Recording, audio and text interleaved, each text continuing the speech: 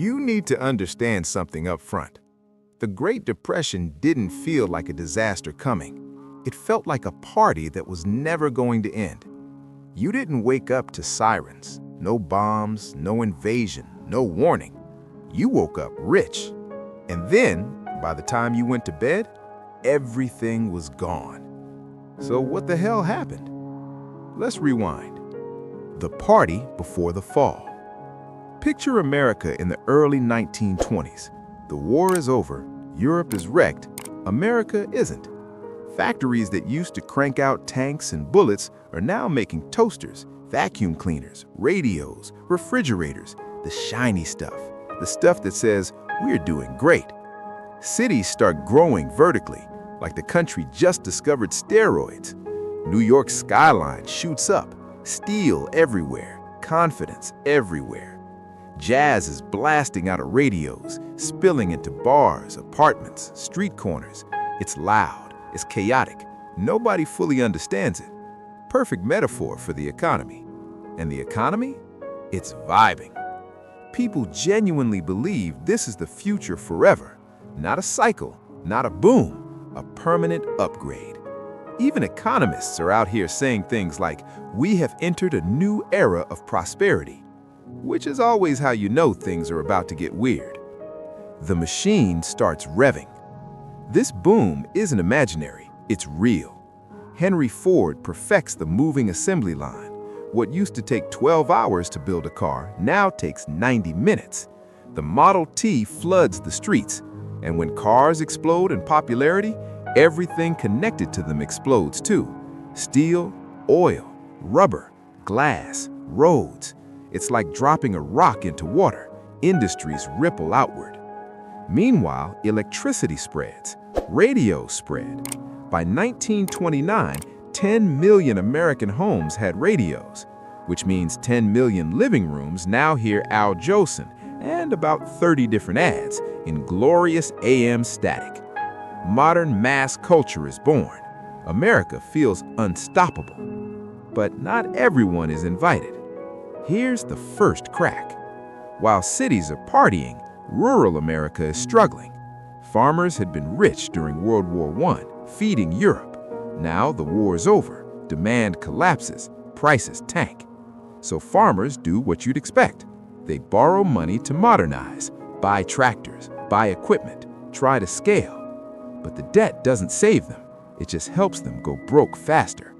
And nobody in the cities really notices, because Wall Street is busy discovering its new favorite drug. Debt, but make it fun. Urban America falls in love with buying things they can't afford. This is the birth of installment buying. Buy now, pay later. Radio? Finance it. Car?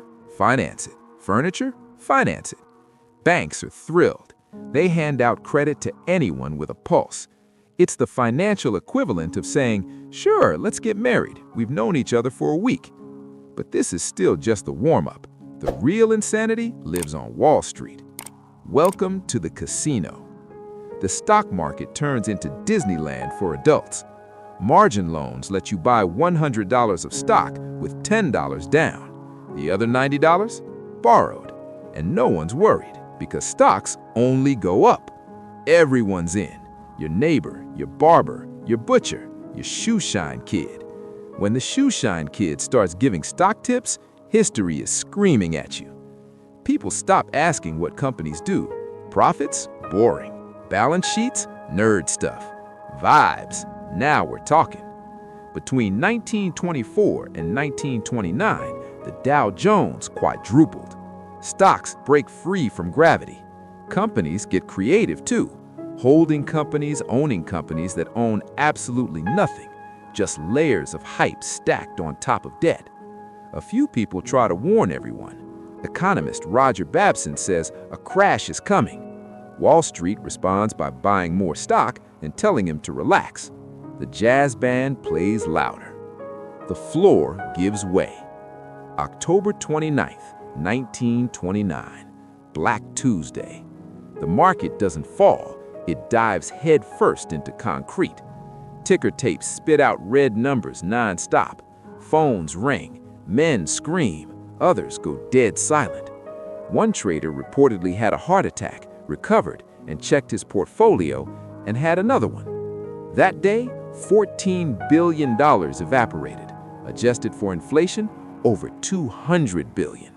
Not monopoly money, real homes, real savings, real futures. Outside the stock exchange, crowds gather. No yelling, no riots, just stunned silence. America didn't just lose money, it lost the illusion that tomorrow was guaranteed. The dominoes start falling. The crash is bad, but it's not the bottom, it's the trigger. Margin calls hit. Remember that borrowed money? Now brokers want it back immediately. People scramble to sell. There are no buyers. Fortunes vanish in hours. Then the banks start wobbling. Banks had loaned heavily to investors. Those loans aren't coming back. So banks do what banks do when they panic. They collapse. And the people, they run. Bank runs explode across the country. Crowds pound on locked doors, begging for their savings. Inside, tellers repeat the lie. Your money is safe. It isn't. Entire families lose everything. Grandpa's bonds, worthless. Mom's savings, gone. Little Timmy's piggy bank is still full, only because no one's had the heart to tell him he's now the richest person in the house. The world gets dragged in. America panics and pulls the world down with it. U.S. banks call in overseas loans. Europe, already fragile after World War I, collapses again. Germany breaks. Britain wobbles. Global trade falls by 50% in 3 years. The engine of the world economy seizes.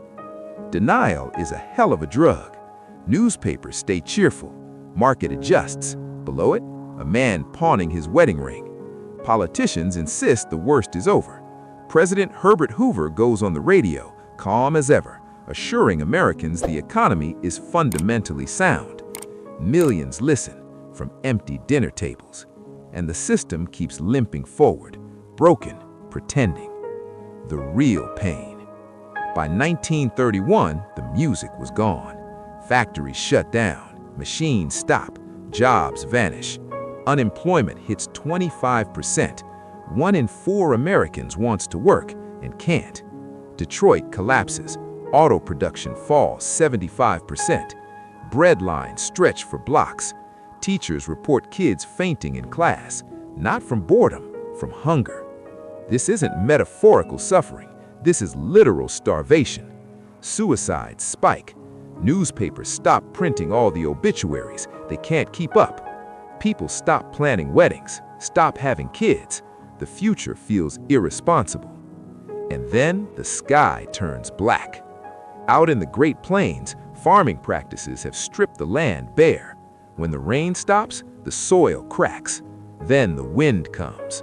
Dust storms roll in like something biblical. Black blizzards, they blot out the sun. Homes filled with dirt, lungs filled with dirt. Crops die. Millions flee. California or bust. For many, it's just bust. A government breaks its promise. Hoover refuses large-scale aid. Call it un-American. Shanty towns pop up across the country. Hoovervilles, Hoover blankets, newspapers for warmth. Hoover flags, empty pockets turned inside out. Then, 1932. World War I veterans march on Washington. They were promised bonuses. They need them now. They camp peacefully. Congress says no. Hoover sends the army. Tear gas, fires, families running. America watches its government turn weapons on its own veterans. Something snaps. A different voice. March 1933. Franklin Roosevelt takes office. The only thing we have to fear is fear itself. For the first time in years, the country exhales. Then action. Jobs immediately. Young men are handed shovels and purpose. The CCC, the WPA, roads, bridges, schools, dignity. The TVA lights up the South. Radios hum again. Not because people can afford them, but because electricity finally reaches them. Rules follow. SEC, FDIC. Your money won't just disappear again. Social Security. Not flashy, but life-changing. Hollywood plays the Wizard of Oz. A gray world turns to color. People cry in theaters because dreaming feels possible again. The quiet truth. The Great Depression doesn't end with a party. It ends with work, with laws, with memory. America survives, but it never forgets. And here's the uncomfortable part. The Depression didn't start with greed. It started with confidence, with the belief that the system had outgrown failure. And every time a generation believes that, history leans in. Because the most dangerous moment in any economy is when everyone agrees that nothing can go wrong.